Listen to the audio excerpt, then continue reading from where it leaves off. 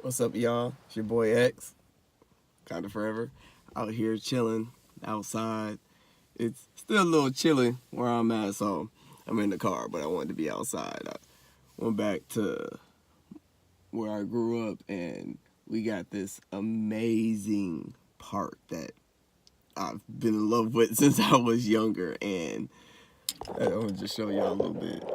Oop, yeah, that's my clip. But beautiful lake, beautiful lake. There's kids in school and stuff, so ain't no babies out here running around. But yeah, they have.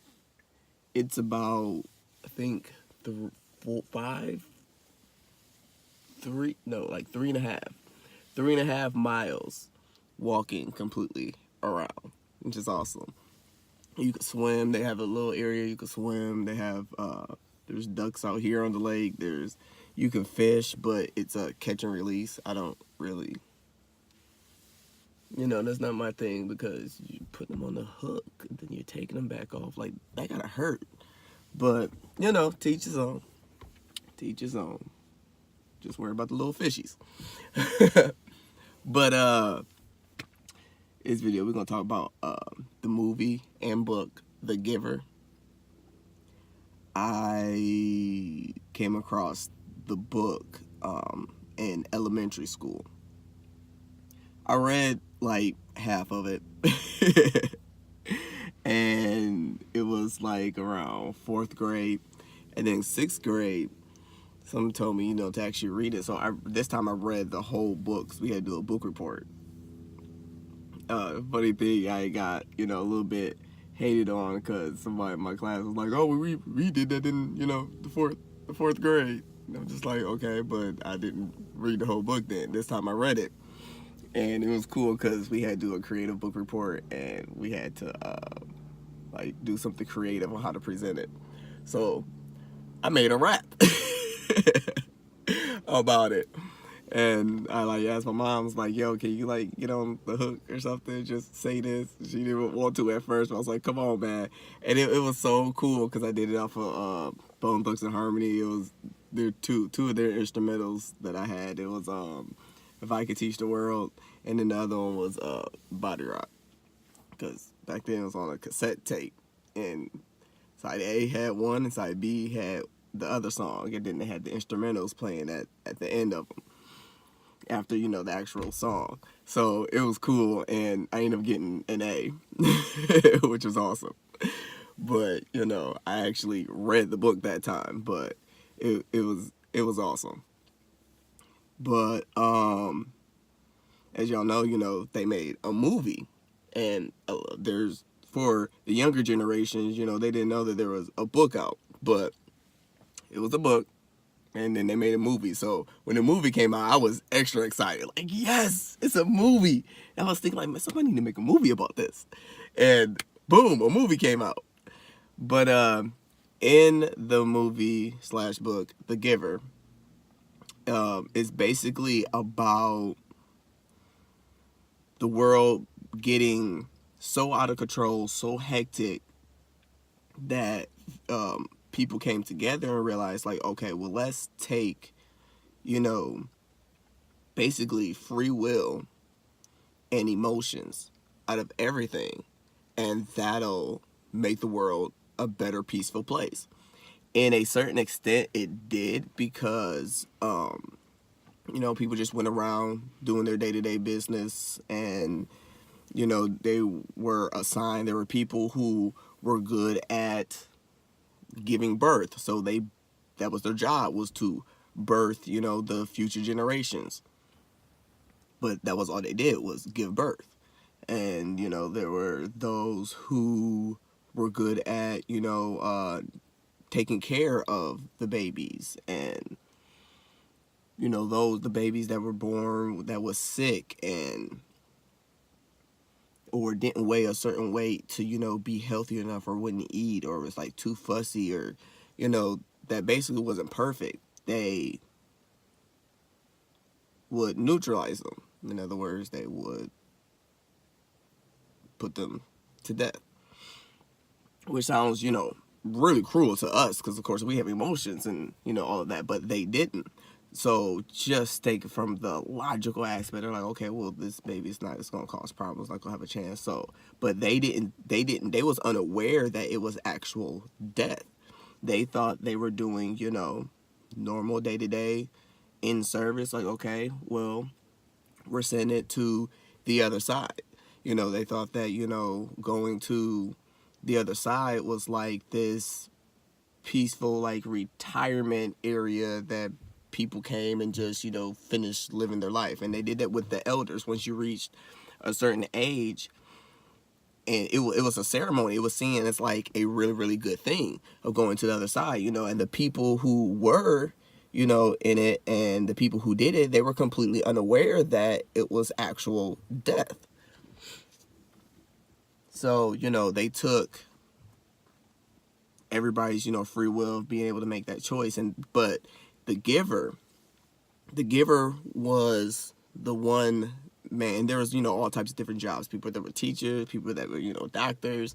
But through your development and learning, and they would watch, the children as they were growing up and learning and taking classes and things of that nature. And it was like, okay, they'll be best for this and best for that based off of, their attributes and what they showed naturally, and with the guidelines, of course.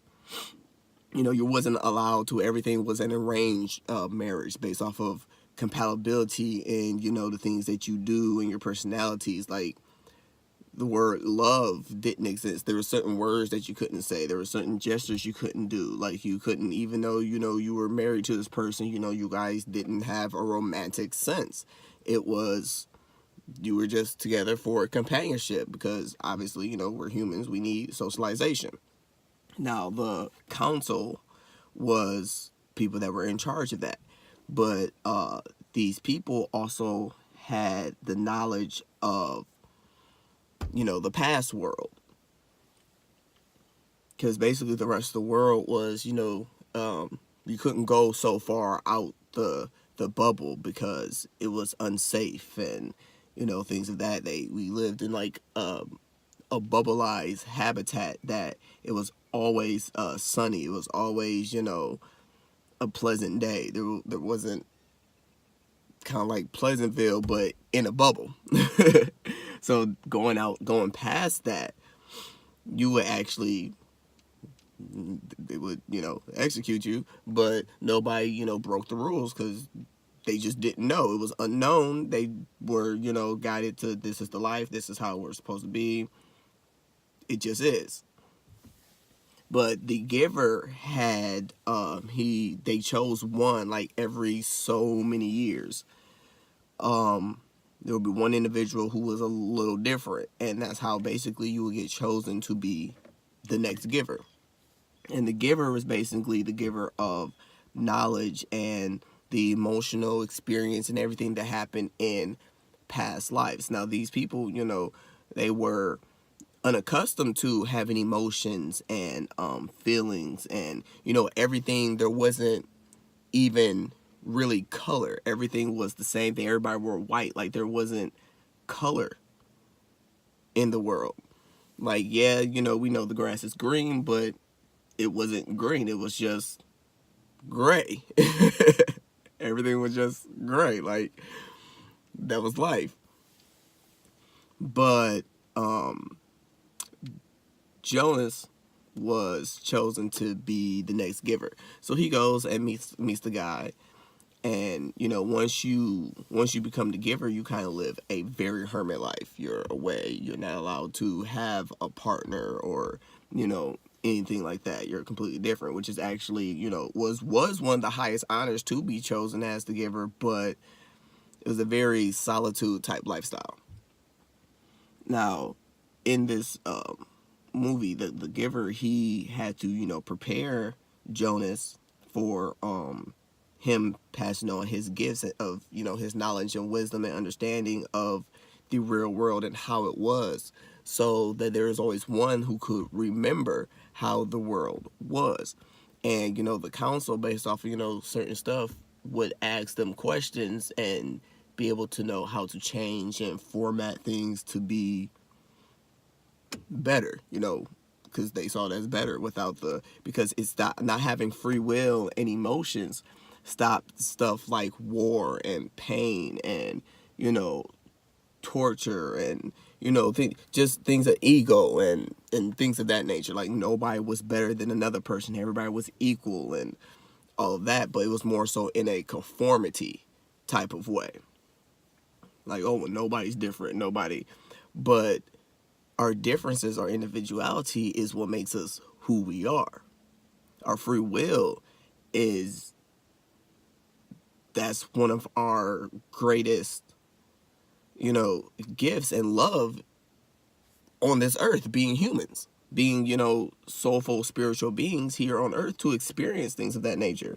But having the wisdom and understanding through our experiences to be able to use them in a way that is of the higher good for all and ourselves, not out of personal gain or, personal resentment or ego-based actions and things and, ego-based actions and things of that nature. Now, the last girl who, well, Jonas was a guy, but the last person was chosen, she couldn't really handle it. The giver didn't prepare. Well, he got blamed for not preparing her the correct way because she committed suicide. She couldn't handle, the emotions and the things that he was showing her because, he had to show her, like they didn't know what cold was, like snow, and there were so many beautiful things, and they started off with the beautiful things like snow and happiness and joy and laughter and music and all that good stuff. But then, also comes with that comes, because he's like, well, why did we take all this away? I'm not understanding. Well, this is why. Then he, gradually he was shown, hurt and pain. She didn't really handle that too well, and seeing wars and people, dying and being killed for, greed or to conquer this or to conquer that or to take over this or to take over that, to have a sense of power. Because, let's face it, that's what most of it's about. Like, we're here to treasure it all as unique gifts, as exactly the way that it is, not anything more, not anything less. The animals, the trees, the rocks, the leaves, the water, different people from different cultures, regardless of what their belief system is or their race is, or regardless of any of that. And with Jonas, he flipped out a little bit. He was like, man, like, no, like, this is heavy. But he also started to, as he was going through classes and stuff, he started to confide in a couple of he had two best friends, and he started to confide in these people. And one of them, turned on him a little bit, but then towards the end, he was like, I can't, because if what he's saying is true, like, I can't neutralize him, because I can't capture him, because you guys are going to put him to death, and, all that good stuff. So he ended up letting his, homie go, and he was actually in love with his one best friend who, he was in love with her. And, after experiencing that and knowing what that was, that's something hard to let go of, even with the pain.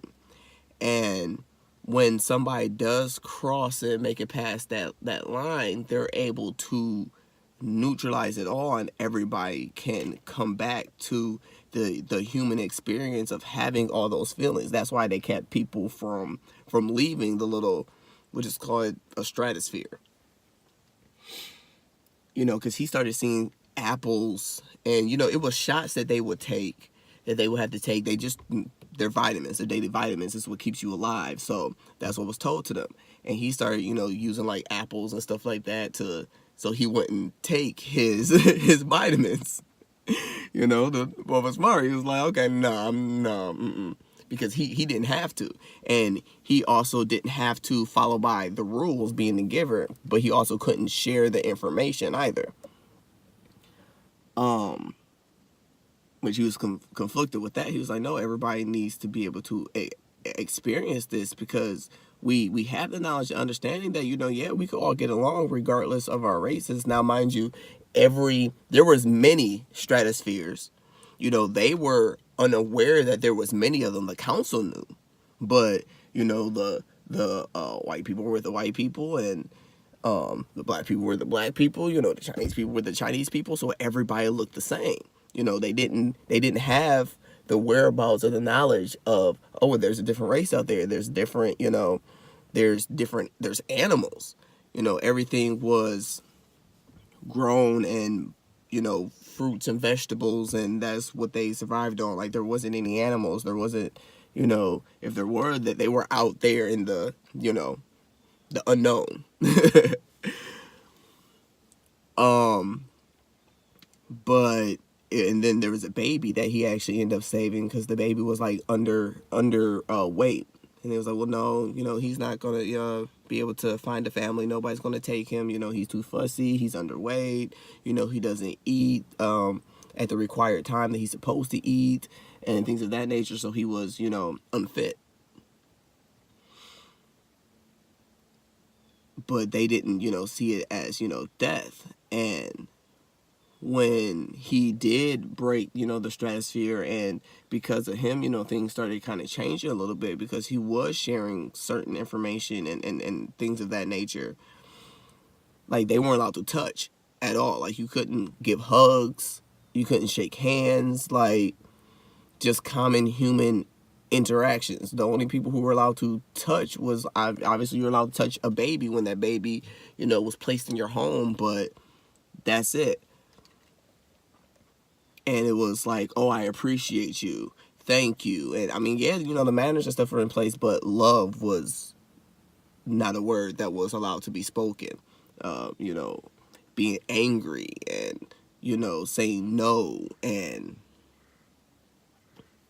someone's like, oh, well, that was not nice to say. You have to say, oh, I apologize. And it was all very, very systematic, very robotic like. And he was allowed to, because the job position that he had, he was allowed to, because he had emotions now.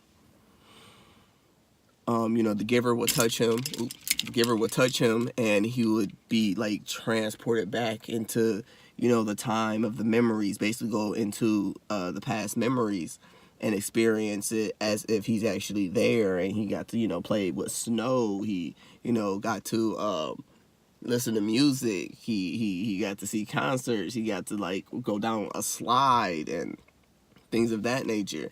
Like, he actually got in trouble for taking his lunch tray. He was like, guys, like, come on, try this, and go. And he was like, no, it's against the rules.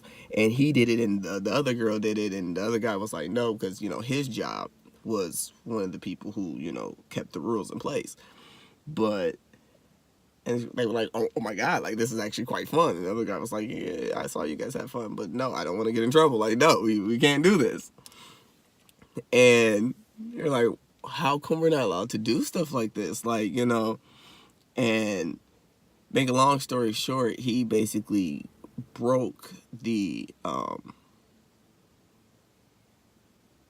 he broke it. He was able to, set people free.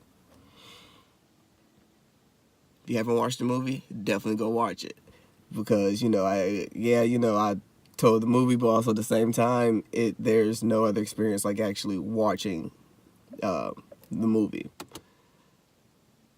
But because I'm not gonna tell you like what happened after he broke and all of that. That's big spoiler alert. So definitely go check it out. But with that being said, the world is seeing through the illusion of the fiction of that movie. That's kind of where the world is trying to head, is like a sense of conformity, a sense of, well, everybody should be the same. We shouldn't have, this. Everybody should have the same beliefs, the same religion, the same system, the same structure. We do, but it's all in a different way. we can embrace our individuality and all get along at the same time. We don't have to have the same beliefs. We don't have to walk the same walk and have the same paths and things be determined for us. We have the ability to do what's right, which brings me to some of the core values that I learned being in JRTC and being in the military. Leadership, which was acronymed in LDRSHIP. Thing is, it's backwards. It's, loyalty, duty, respect, selflessness, or selfless service, honor, integrity, personal courage. We're taught that, okay, with loyalty, then you have, and go down the list. When it's actually reversed. With personal courage, we have that personal courage within ourselves to listen to our conscience and do what is actually right, to do, what is of our highest good for everybody and ourselves, standing up for, because the hardest thing is having that personal courage. Like if you see somebody doing something that's, wrong, hey, no, that's not cool. Or having that personal courage to, well, I'm going to be me regardless of, what other people say or do or how they react. Somebody's always going to have something to say, whether it's, in favor of it or not in favor of it. But it's having that personal courage to continue to keep going. And with that brings integrity. Because integrity is doing what's right when people are looking and when people aren't looking. That's having integrity. Because it's easy for somebody to do what's right when somebody's looking. Of course you want to do what's right then. But can you do what's right when nobody's around, when no credit is going to be given, when there's no sense of a reward coming from it? Are you still going to be able to do what's right, regardless whether somebody's looking or not? So then that brings integrity. So when you have personal courage, you bring forth integrity. Okay, the next comes honor. I gotta work backwards. So by having personal courage and integrity, it brings you honor. To yourself, you feel honorable. You feel, a sense of pride, not in an egotistical way, but a sense of honor, like, I can do what's right. I can make right decisions, not just for me, but for, the benefit of everybody else. Like, yes, it includes me, but it's also not infringing on anybody else's personal rights or personal beliefs or their free will or their choices or anything of that nature. It's kind of, if somebody does have an opposite opinion or viewpoint of something, is basically being able to, agree to disagree. And now, oh, well, no, you're wrong. And, all the low vibrational stuff like, oh, you're wrong. That's stupid. I can't believe, you believe that and this and, being offended and things of that nature. It's like, okay, well, I mean, that's your truth. That's your reality. This is mine. That's mine. It's like, speech and debate, and be able to just share both sides and not having any hard feelings. Because in speech and debate, you're assigned a topic. Both teams are assigned a topic, whether they agree with that or not. But in that, you also have to know the other side and able to argue whatever side it is that, you're in affirmation with. Because there are times, if you watch the movie, Great Debaters, which I'm not going to get too far than that. We're talking about The Giver, or you had speech and debate in school. You have to know the other person's perspective, especially if you are trying to persuade them. Because that's all you can do is persuade, or to, like, hey, well, it's not persuasion as, okay, well, I want you to change and get you, but a sense of enlightenment, like, okay, well, there's not just that, there's this aspect to it as well.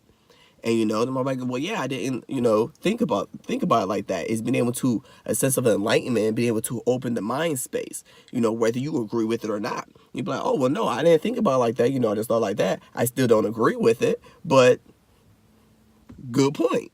Agree to disagree, and But that, like I said, brings, honor. And then with that is selflessness or selfless service. Because you have personal courage, integrity, and honor, you just don't think about what's good for you. Well, if I do this, I can get this, or because I'm doing this, or me. It brings a sense of selflessness, and being able to put others before you as well. But in alignment with what is real and authentic to you, what is for your highest good as well, is being able to, like, in the military, we had drills where if there's a bomb and the drill sergeant threw a bomb, you got to be able to jump on that bomb, and yeah, it could take you out, but if nobody jumps on that bomb and cover it, everybody's going to die. So it's having, that selflessness, like, yeah, I can put, my life on the line to help somebody or help another. Not in that dramatic sense, because yes, in the military it is that dramatic, but it's for, like, if you're in school and you see somebody being bullied, it's being able to be like, hey, dude, that's not cool. We all got feelings. Why are you sitting over here picking on this person? That's not cool. That's uncalled for. That's not needed. It's like, oh, well, mind your business. Well, I'm seeing it, so now it is my business, because that's not right. Now I'm going to stand up for what is not right, and that's not cool. Because if the shoe was on the other foot, nobody wants to be bullied, and it's nice to have somebody come along and go, hey, that's not right. Especially if that person, has been bullied so much to the point where they can't defend themselves, or they don't have that ability, or that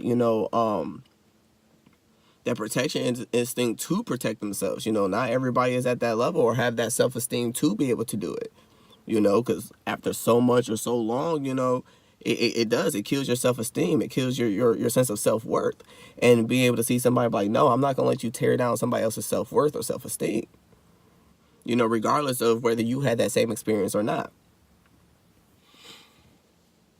And then there's respect.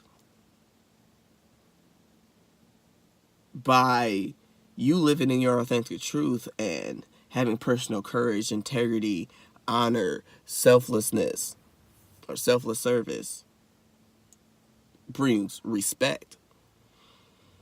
Because you respect yourself and you respect your morals and the things that you believe in, and what's right and wrong as far as how you view life and the reality and justice for everybody on a higher level. Because there are those that are like, okay, well, I feel survivor of the fittest. If you just ain't got it, you ain't got it. Or, well, you don't deserve to be here and live and all that other stuff. Like, we're not animals.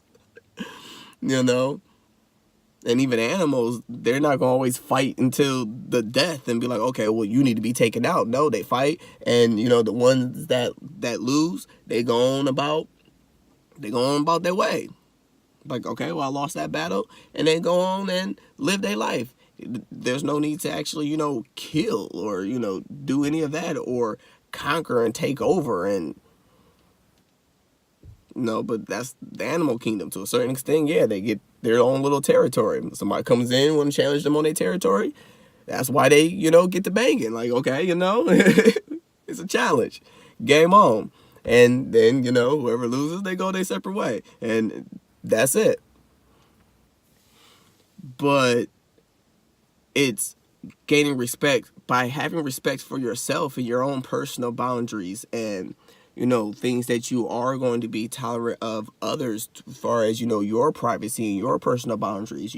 We are allowed to defend ourselves and stand up and speak freely for ourselves, and not necessarily, not saying be cruel, but speaking our truths in a high vibrational way, and not necessarily like, okay, and intentionally trying to crush somebody's spirit or soul, or intentionally have that cruelty and, just intentionally trying to hurt somebody.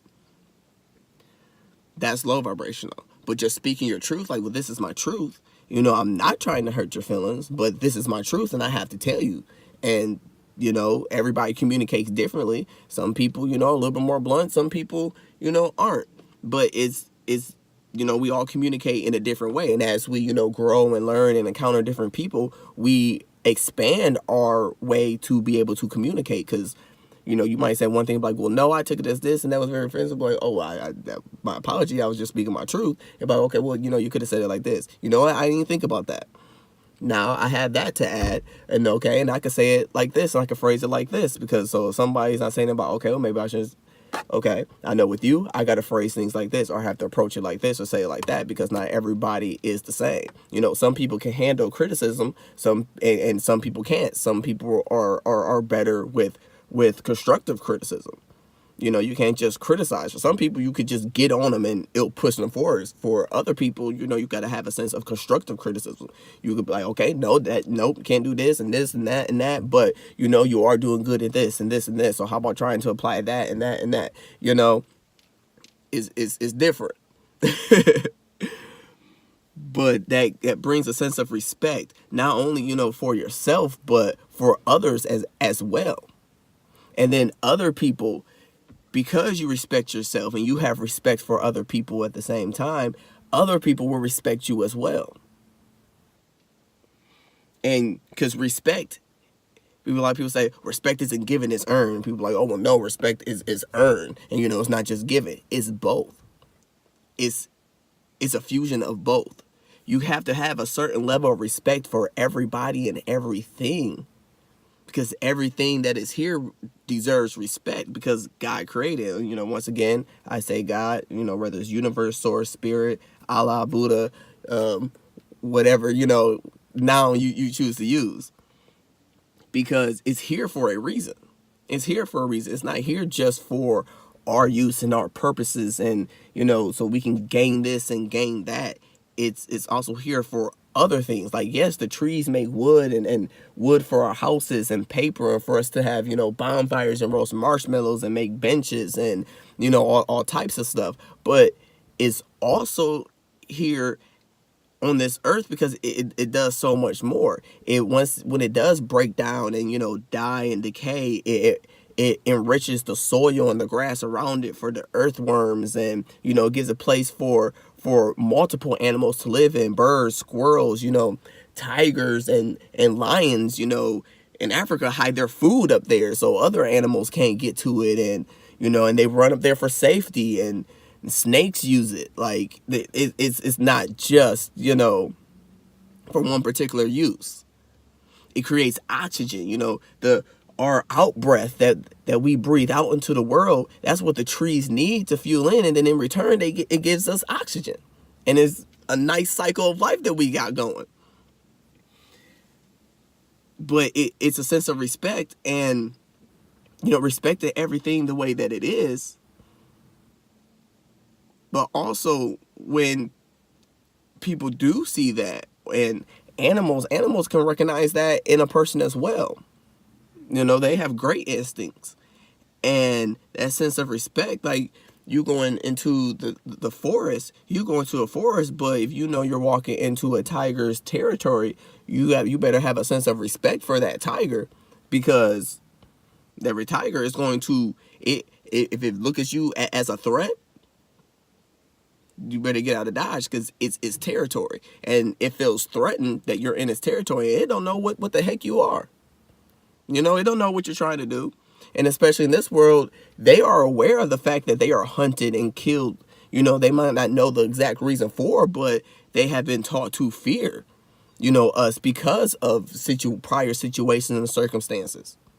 Shoot, these animals, you think we could talk? You think they're not communicating and talking? They communicate all the time with bird chirps and growls and stuff. We don't know what it is that they saying. They don't know what we're saying, but they could see and, hear things and come across, when they're feeling about, okay, well, they're bleeding from here, and it's this piece of metal, thing in them. I don't know what this is, but I know that I've seen that being shut off before, and somebody, we don't know what they saying. They communicating too. But so they've been taught to fear. But, it's having that sense of respect. Like, okay, I respect the fact that you are a wild animal.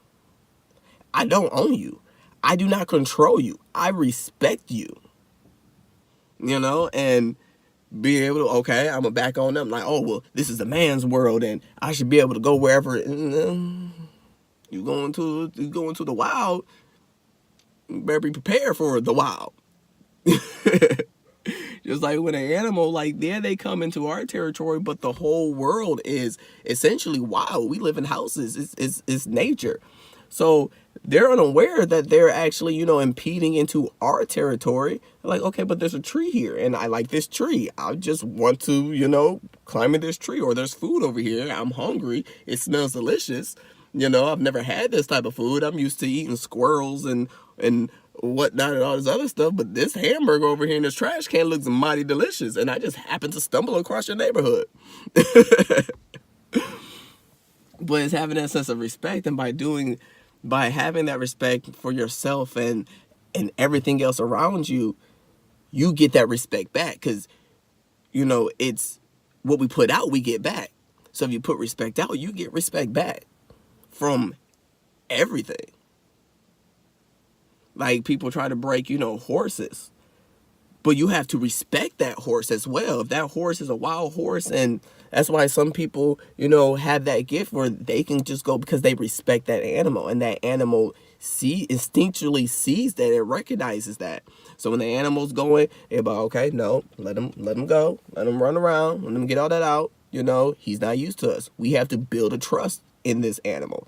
For us, if we want to work with this animal has to be willing to work with us, but we have to build up that relationship. It's like getting a puppy. You train that puppy. You're building a relationship. You're building that trust and understanding. When that puppy, you try to feed it and it bites you, no, you don't bite the hand that feeds you. And they learn, like, okay, yeah, you are taking care of me, you feeding me, I shouldn't be biting you and, peeing in your house. When you call, I should listen. But also at the same time, you give me the freedom to run around and do this, and you give me chew toys and, snacks and ice creams and stuff, in return, I protect you and I look out for you. I'll come and give you some loving, and lay on you and lick all over your face and all of that. But, what we put out is what we get back as well. So then that's respect. And then duty. Is having a sense of duty that I'm here for something more than just my wants, my needs, my expectations. Things to just, go my way and serve me and me. Is having a sense of duty, a purpose, a mission. We all have a mission, a purpose, in this life to fulfill, whether it's something spiritual, whether it's something more in the 3D, because, not everybody, some people actually like, going, working, doing that. They love it. That's what they're here to do. There's people who like going out and, discovering rocks and different species. That's what they're here to do. There's people out here who, wants to heal people. That's what they're here to do. Whether it's, doctors or being a shaman. That's what they're here to do. They're not doing it for money. That's the difference between duty and something that's just all about self-gain. Because, you're doing something, that could change the world, but your primary focus is the money and the pay and the outcome that makes your life comfortable. That's not duty. Duty is more so, it's reciprocated. It's regardless whether I'm getting paid or not, I like to do this, so I'm going to do this. Benefit of it is, if I'm good enough at it, I'm going to get paid. I'm going to bring that back in because I love what it is that I'm doing. And other people can see that, so then they're like, you know what? That service is useful. I'm going to go ahead and use that. And you know what? Because you enjoy it so much, I'm going to pay you for it. That's why a lot of doctors who actually, respect their clients or patients, because, the terms are switching, as actual human beings, and they're friendly, and, they're making people laugh, or teachers that really, work with the students, and, go above and beyond, regardless of, well, that I'm only paid to do so much, and stuff like that, regardless of what your job is going to be reflected on the outside. But those people who truly love it, and they don't care how many hours, if they're staying over and sleeping over and doing all that, they could care less because they love what it is that they do. It's going to show. More people are going to gravitate towards them because they see their light and their energy, and they're like, you know what? I want to be around that. I don't want to be around somebody that's just in here, okay, what's wrong with this? You that? Yep. Okay, yep. This is what's wrong. Here you go. Take these pills. Dude, you only talked to me for like 5 minutes. That's not what I, signed up for. I want to have a connection. I don't want to just go somewhere and, okay, that's it. Now some of us, that's what you like. You like, I'm not really big on connections. I just want to be in and out. Hey, those are the perfect people for you. To each his own. We all have our different levels of being able to connect with people. I actually want to sit down. Hey, how you doing? Get a doctor that, that knows, like, yeah, I got, working on this, and, they're like, oh yeah, my daughter just went here, got, a trophy, or, they're into cheerleading, and oh yeah, that. So then when you come back, I'm like, hey, so how'd your puppy training go? Did they, oh yeah, yeah, I got my puppy to finally, stop peeing in the house and whatnot, and things of that nature, For me personally, that's nice. That's more pleasant. There's other people that are like, no, I just want to be in and out, and I have my people that I connect with, and like I said, agree to disagree. To each his own. But that sense of duty is, regardless of whether you're being paid or not. If you couldn't be paid for what it is that you're doing right here, right now, would you still do it? The answer is no. Maybe, look into finding or doing something else. Not everybody has the privilege to be like, oh yeah, well, I can't just, I'm not saying, but start giving into it little at a time, make it a hobby, and at least start as an interest, make it a hobby, and then gradually, once you do get the income, be able to switch over. Not everybody can just, up and quit their job and do, their dream, but you have to make some sort of investment towards it. Just whether it's little by little and then gradually picking up, or whatever the case may be. But that's what gives you a sense of duty. So then work isn't work. It's part of your life. You out here just living, but you're working at the same time, but it doesn't feel like work because you're doing what you want to do. You're doing what you love to do. So it's not work at the time. You're not waking up like, oh my God, I got to go do this. You're like, yes. The next day, okay, I gotta go do this. I get to do this. I get to do this. Like, yeah, it's gonna be busy. I'm not saying that, what you love is not gonna get stressful at times. Like, oh my God, I don't even know how I'm gonna get all this done. But you know what? We'll figure it out. But that's just because you're happy, you're excited about it. But if it's something you like, man, I could care less. I'm done. No, or do a half-ass job. Just be like, yeah, there you go. That's all you get. And it does show.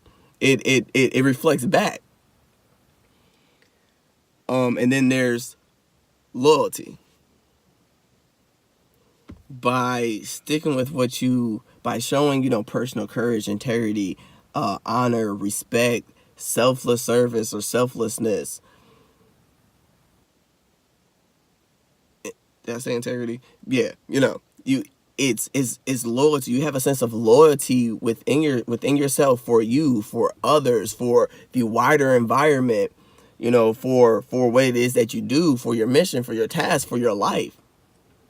And because you have that, and then you reflect it outwards, that's also what's given back to you, is that sense of loyalty. Because once again, what we put out is what we attract back in as well. So, by having that sense of, but it all starts with ourselves. So embodying all of those within ourselves, and then showing it to others, and then putting it out, after lunchtime. By putting that out, we get that back in return with effortlessly, without having to control or manipulate or, play mind games or, trying to, bend it in the way that we want to. Only thing we can bend and shape is our own reality and how, we go about things and present it. And then if it is of our highest good, and, whether it's of our highest good or not, it's going to come back. But, you will want the good stuff to come back. So you put all that out there with respecting yourself and respecting others, and because you have to respect yourself and able to respect other people. And you have to respect other people in order to respect yourself. Is literally a mutual reciprocity going on. But it does initially start with you. And you put in that time and that work and that development in yourself and learning, from past and, experiences and situations and others. Because to be a good leader, you have to be a good follower. And not every time can you, just because you were a good follower and now you got to the leadership part, there's still more for you to learn. That's the beauty in life. Like, we will never get to a point where we will know everything, where we will know it all. We will have the answers for all. We may have the answers to a lot, but we will not never know it all. There's always going to be somebody out there that has a different perspective or a different way, or even be able to add to the things that we do know, and we feel that we know, and we feel that, we have mastered, because there's going to be a new groundbreaking, that's why teachers and doctors and, to keep up, they have to keep going back to school and being updated, because this just came out and that just came out and this was just found out and this was just discovered and this was learned. So it's not getting to a point of, oh, well, I know it all. And, because I've done this and this and this and this. And yeah, kudos to you. Definitely kudos to you. You accomplished a lot. But you can also do more. You can also, do better. So it's a good leader is going to know when to follow.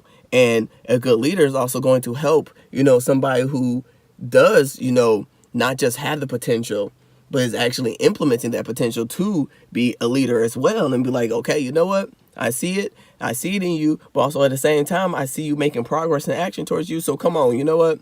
Take you under my wing, and, we can make stuff happen together, and it's beautiful. That's what teachers do. That's what, anybody who's, when you're a parent or role model or older sibling, even a neighbor,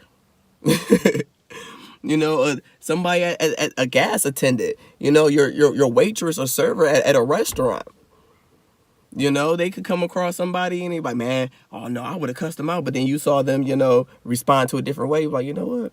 I liked how they handled that. So if I was ever in that situation, I'm going to do exactly what it is that they did.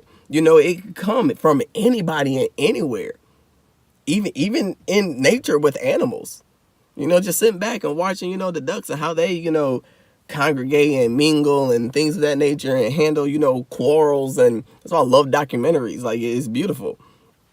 Whether it's about animals or I'll watch a documentary in a minute.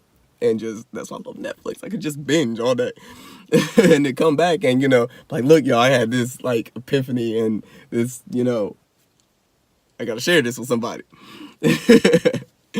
And, like, it just shows, but it then gives you a sense of loyalty, and then people recognize that. And, and it's amazing just how the world works and operates and corresponds with each other. But it's honestly, truly having that, finally discovering that, we're all one. We are all connected. Everything is connected. Everything is connected. Everything. Like, up here, living up north, we had Lake Erie, and the algae bloom, because it not being, our winters are getting a little bit warmer, it affects the water. And yeah, we're happy about, the winters being short and, they're being a little bit warmer. But then again, there's a flip side that, okay, well, now our water is tainted. And then they have to add extra chemicals. Like for like a whole week to 2 weeks, we couldn't drink water. We got Flint going on with their water situation. That's been going on for a couple years now. Like, my son wasn't even born. He's 4, about to be 5. And they're still going through that. Right. Like, so it does affect, in our choices. And, that's one of the things that does show that, the choices that we make, like, yeah, I might save money and be able to do other stuff, but, it might not be the best things. Just, some money, a little bit of money here and there to be able to do other stuff could affect, a wider impact of people and, and things of that nature. So now, people are getting sick from the water that they're drinking and things of that nature. And, yeah, somebody wanted to go out, and then we have the New Zealand and all of, and that, and somebody going out with, the club shooting in Florida, and it's a lot, like, but that's off of emotions, and okay, well, I want to do this and do that, but we're harming other people in the process. We're taking away somebody's baby, somebody's life, regardless of how old they are, and whether their parents are, dead and gone. It's affecting the future generations as well. It's affecting the world at large as well. Like, it's not just us and what it is that we want to do. It's not. It's all that, egocentrism. And ethnocentrism is being able to go out and step outside and go into another culture and be like, yeah, that's different. Oh my God, I can't believe you guys eat that. That's just nasty. Like, we may see that as nasty. No, it's just that we're not used to it. We're not accustomed to it. If we lived there and grew up there, it would be completely normal. Like, if you go into Japan, their McDonald's is nothing like our McDonald's. Nothing like our McDonald's. They come over here, they're like, what are y'all eating? Like, we don't have this. We have this at our McDonald's. Now, there are a couple, standards, but that is, one of the companies that do see that, like, okay, yeah, we have this here and that's going here, and they tried to go out there. And there was some stuff that was like, okay, this worked, but the rest of the stuff is not really selling. So let's find out what it is that they like. They did that research and was like, okay, let's add this into here. They can't bring some of that back to America. We're gonna be like, what is this? Why are you serving us this? But it's being able to bend and, like, okay, now everybody's going to like this, so I have to tweak it for this geographic group, group. And that's even, in architecture with houses, it's in everything. It's in everything. A true successful business, that's implemented in everything. They got the knowledge. At first it was ignorance, then it was awareness. They learned it, and then it's implementation, and then you get, success. And yeah, not saying that implementation, the first time you go, you're going to get success. No, it's keep going back between implementation, awareness, and success, because sometimes you got to go back and tweak a couple things. But eventually you're going to get there. And it's not that you failed or did anything wrong. You just learned a way of not to do it. Shoot, it might help somebody else and be like, okay, that didn't work for you, but it works for me in this, field or in this aspect of life, So, but definitely going off of with the giver is having, those emotions and that respect of, others' individuality and their own uniqueness in their own way. It might not be for you. But other people like it. Other people, accept it. And it's not saying that you have to, agree with it. It's literally agreeing to disagree. But we don't have to take away free will and a sense of conformity to have the socialization and the aspirations of a peaceful world that it is that we all seek. We all want that. We want to be able to do what it is that we want to do, but we just have to find a way to do it in a high vibrational way. And, there's learning. We are going to make mistakes. They're never going to be 100% perfect, but that's the beauty in it. Is through making mistakes and through those experiences, whether it's ours or the inside of another's, we're gaining from it. Or we're just, repeating until we do gain from it and learn from it. But, all right, y'all, that's all I got on The Giver with LDRSHIP. And it's your boy X, Wakanda Forever. Feel free to like, share, subscribe. Everything is down below in the drop box. And I'm going to get to y'all later, next time, with another exciting movie. I think I might do the Black Panther next. Y'all know that's my movie, y'all. All right. I'm out. Have a good one.